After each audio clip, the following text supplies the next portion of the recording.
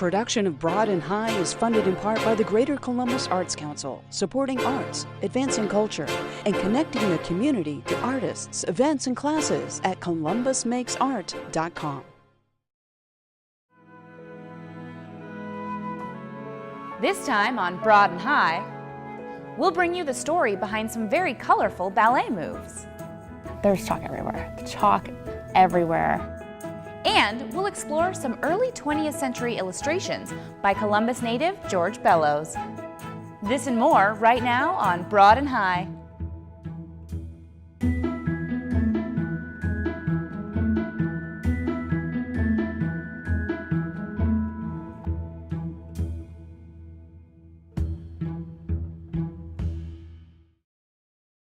Welcome to Broad and High. I'm your host, Kate Quickle.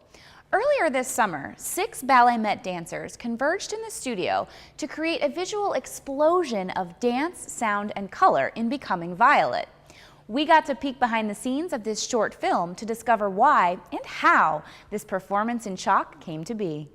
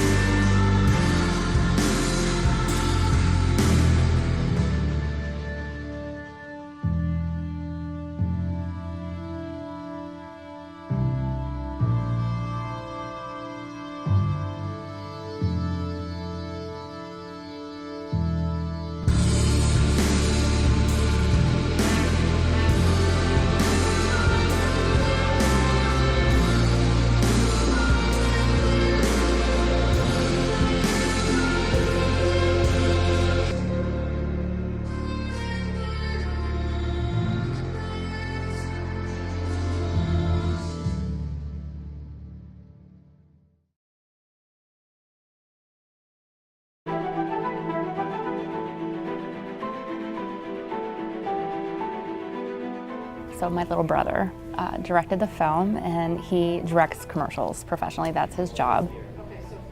One of the things that we've realized over the last couple years is that people are interacting with us online, and we're in Columbus, Ohio, but there's people all over the world that are visiting our website and they're looking at things, and this is just a chance for us to show our stuff and for us to show who we are. And you know, a lot of it was about creating art online that people could watch, that they didn't have to be in the theater to enjoy good ballet.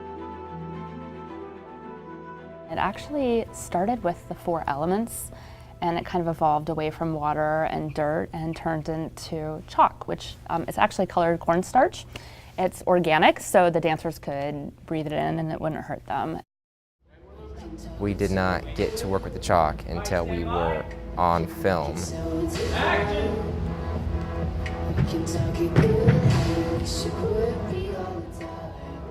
They said the looser you can kind of hold it in your palms and then release it slowly like sand, and then just kind of make the movements more sweeping.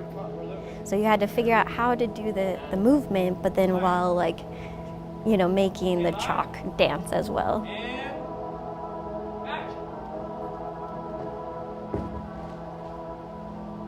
I have sweaty hands, so it would stick into my hands, and I'd be like, can I get more chalk, because it's not going anywhere. It got very slippery at the end. At first it wasn't so bad, but by the final scene that we shot, they were throwing chalk everywhere, and the ground was covered completely. We sort of were red and blue, and then we all were purple at the end. and I got red, which I was very thankful about because it didn't stain as badly. Like if I ever wanted to know what I would look like with purple hair, I was like, okay, I could maybe dig this look, you know? I mean, there's still chalk on the floor right now. I could lean down and put my fingernail in there and pull up some chalk. There's chalk everywhere. Chalk everywhere.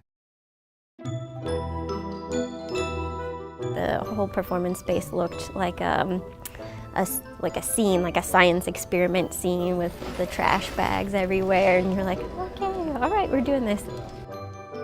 Being in our performance space, we have a lot of lights in here and expensive lights in here and expensive curtains in here, and so we actually pulled everything. So every lighting fixture, everything got pulled out of the space, and everything was draped with tarps and then had pipe and drape curtains around that. So it was literally like we created a box within a box within a box to make it so the dust didn't get everywhere. And it still took, 4 of us 8 hours to clean it up afterward. So. And I didn't give Steve a whole lot of direction. We were really big and we wanted to see what another artist would do with our artists and their capabilities. I asked him for athleticism and some sexiness, and I think he delivered. So it's awesome.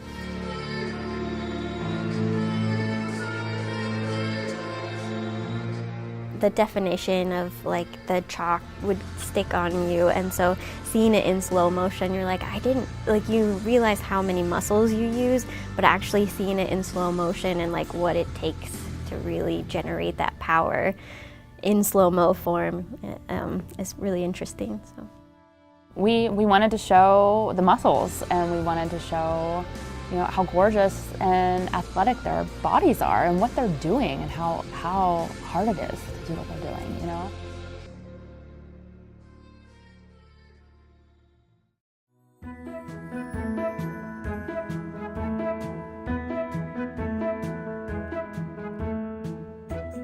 Speaking of ballet, this past September, the Columbus Symphony Opera and Ballet once again joined forces to launch their fall season.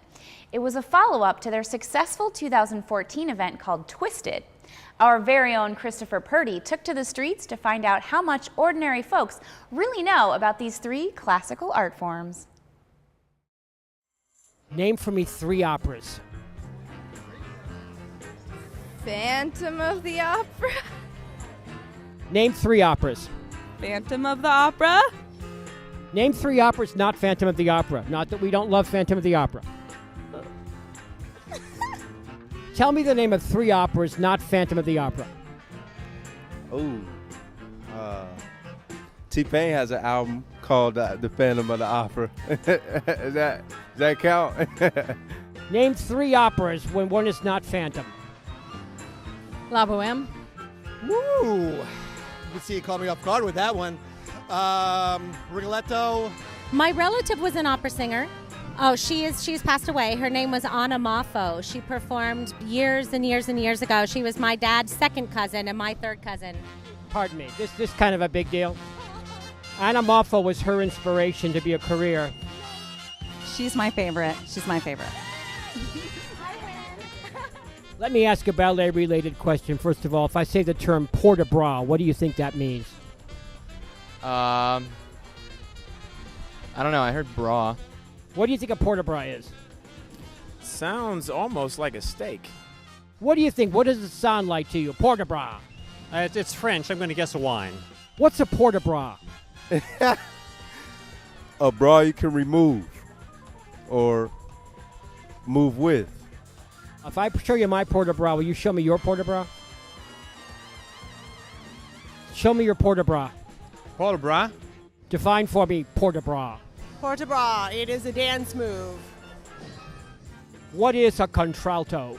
A contralto. She's even lower than an alto. Or she's an alto who sings contrarily. If I said I was going to send you to a symphony concert that had crumhorns and virginals in it, would you go? Would that make you want to go? Sounds good. The virginal sounds good, yeah. How many beers would you have to go to the ballet?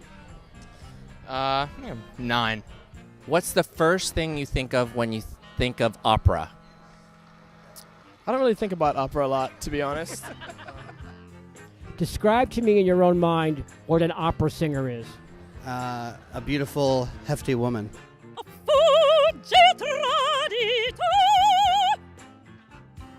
What does pizzicato mean? Quiet.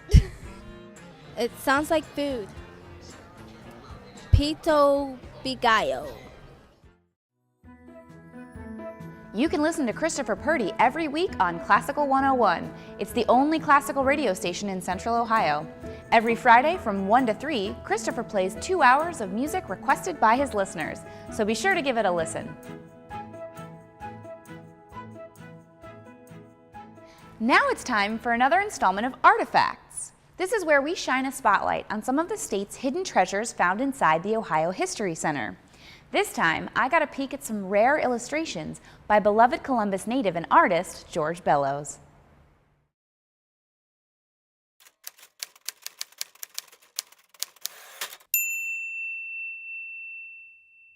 I'm here with Becky Odom, a curator at the Ohio History Connection, and we're going to learn a little bit about a local Columbus native, George Bellows, and his artwork. So what do we have? What are we looking at here?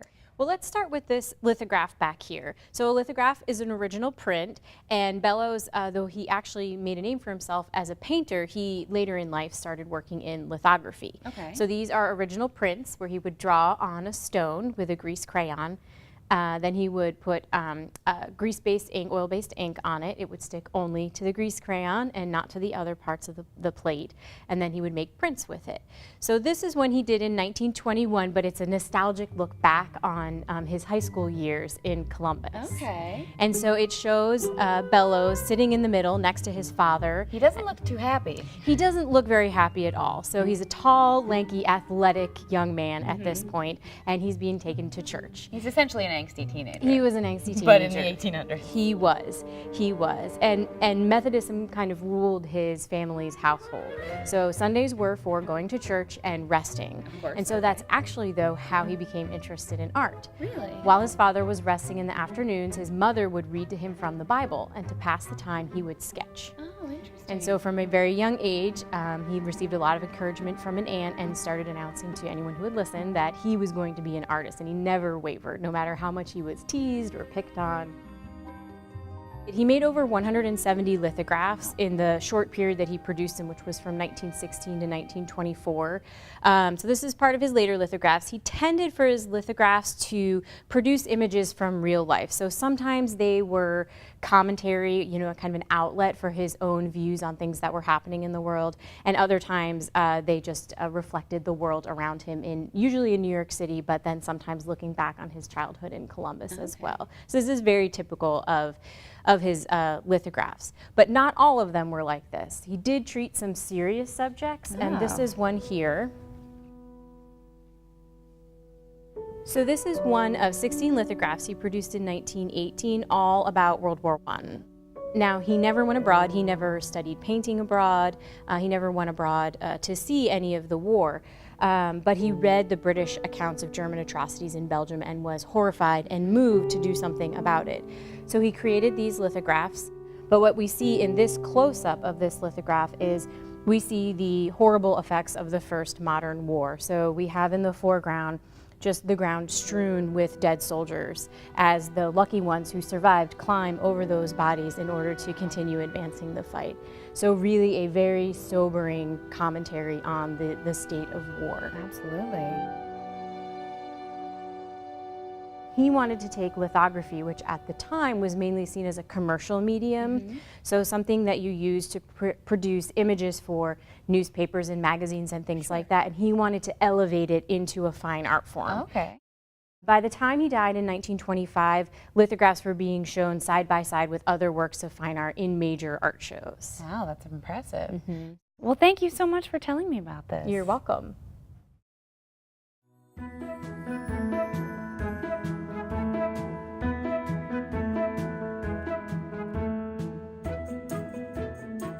Next up, we meet video artist Kat Del Buono. She explains her recent installation in the Wynwood Arts District of Miami that featured her short film Riders on the Four, a series of video portraits of New York City's subway passengers.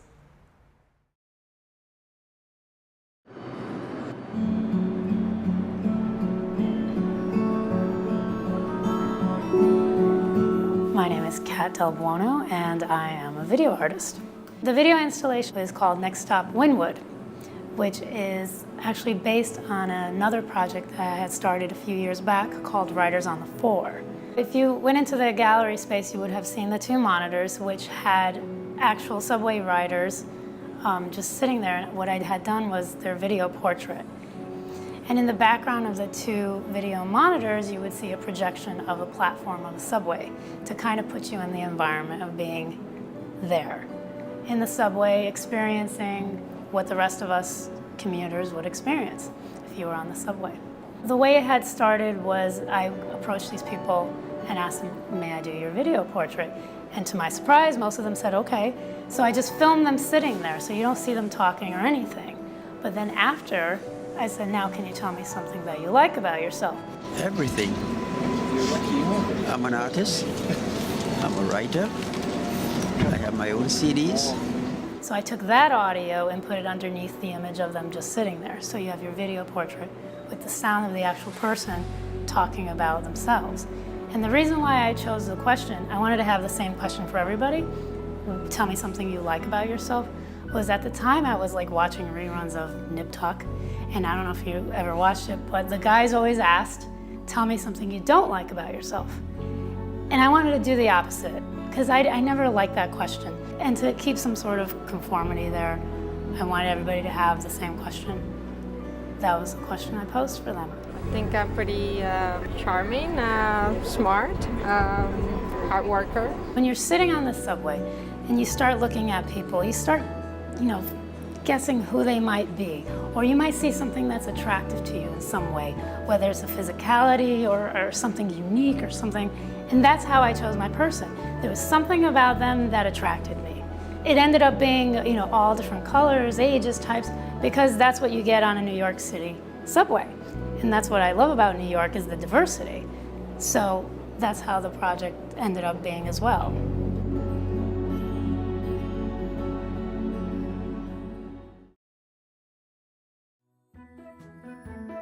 You can watch Writers on the Floor in its entirety by visiting katdelbuono.com. Oregon-based designer Anna Cohen is well established in the international fashion scene and spent time working for labels such as Guess and Adidas.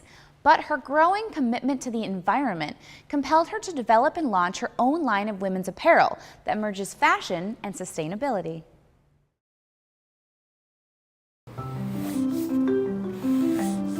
I'm thinking of using kind of a medium weight for this garment. It is spring, summer, so it can't be too heavy. Doing 3/4 length sleeves. I have kind of a flowy feel.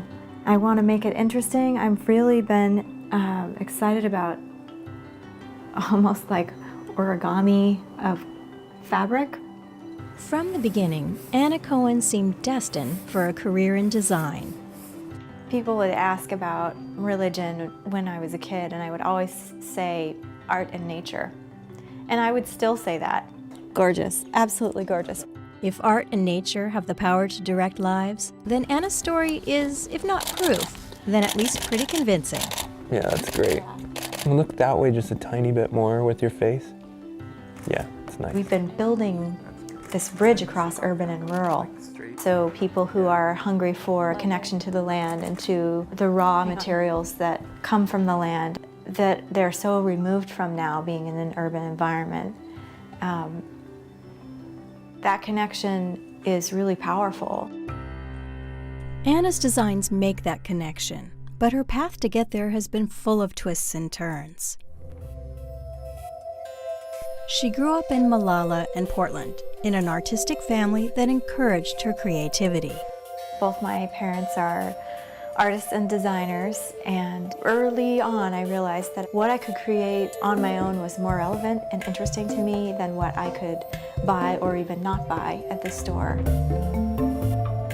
While still a teenager, Anna made a fateful trip to New York and discovered the Fashion Institute of Technology. And as soon as I walked onto the campus, it felt like suddenly I knew what I was supposed to do. So New York was a whirlwind. It was amazing. It completely opened my eyes to so many, many things. And that then brought me to Italy, where my focus was international fashion. So that was the beginning of my career, and it's been like that since then.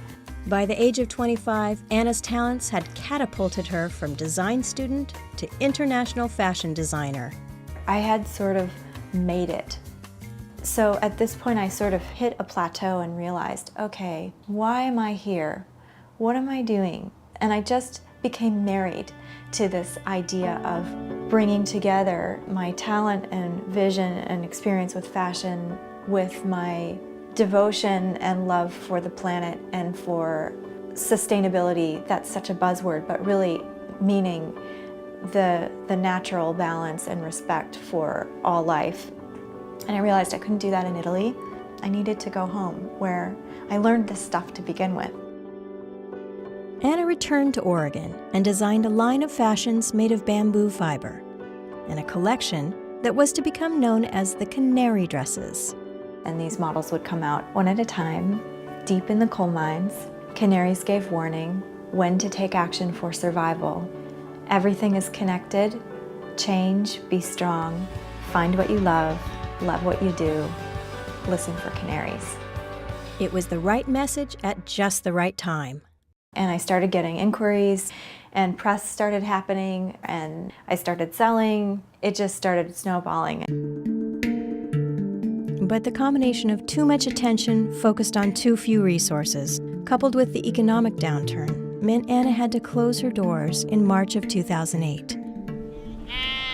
But even as that door closed, another one opened. March, that same month, I was contacted by Imperial Stock Ranch. The Imperial Stock Ranch in north central Oregon has been growing Columbia sheep, a breed developed in Oregon, since the late 1800s. When the bottom fell out of the commodity market in the late 1990s, Imperial owners Jeannie and Dan Carver had to get creative. They worked with weavers, artists, and chefs to develop niche markets for their sheep and wool products, all with a commitment to environmental sustainability and stewardship. By 2008, the Carvers were ready for the next step and began looking for a designer that shared their ethos. So Jeannie invited my mom and I to the ranch. It was a beautiful drive down the gorge and then into the beautiful Oregon high desert. And Dan and Jeannie met us up on top where you can see multiple mountain ranges. And we went through the whole tour of what they were doing and hearing the history, and I was so blown away. And I just thought, what is happening here is really important, and I want to be of service to this. I have to be part of this. If Anna weren't convinced already, what happened next, you might say, sealed the deal. And we went back to the headquarters and sat down and had a conversation about the opportunity, and Jeannie interrupted us all at one point and pointed out the window. She said, "Look, there's this amazing yellow bird I've never seen before." And Dan confirmed that that was a wild canary. And it was like the biggest message I could have had. What it began was a relationship of her working with us and then connecting with our weavers to develop the fabrics which would inspire her to design apparel. And we put together the Imperial Collection by Anna Cohen. And with this collection, we headlined Portland Fashion Week in 2009. Since then, Anna has been designing both cut and sew as well as fashion knitwear for Imperial's variety of yarns. Her process begins with a sketch that is then translated into a pattern and knit up into a garment. Whether for a knitting pattern or an off-the-rack garment, Anna's designs begin with the wool. This is a swatch of this. So this helps me see, okay, it's really this dense. It has this kind of drape. It has this kind of hand. So then I can go from there and begin to think about how to use that yarn in a more creative way. All of these are tools that help me visualize the process, what I'm connected to, being the ranch and the sheep, and remember what this is all about. For more than 100 consecutive years, sheep have been shorn in this building. The raw wool is then milled into yarn and returned to the ranch for distribution. Once Anna and her team have created a finished garment, she brings it back to the ranch to create the marketing materials that complete the connection between urban and rural, local and international. I love the ranch. I love it here. It's the most incredible place. I am working with this wool from Oregon, from my home. Beautiful. And that wool is so soft and luscious. It's a beautiful, renewable resource. It's almost like the wool belts us all together as a global community. And I feel honored to be part of it. And I feel called to be part of it. It just feels right. Money shot. We got it. That's our show. You can see all of today's stories at WOSU.org and on our handy-dandy mobile app. And be sure to check us out on Facebook, Twitter, and Instagram. We're taking you out today with some local music by Time Lords. Thanks for watching. We'll see you back here next week on Broad and High. Let me say something to you.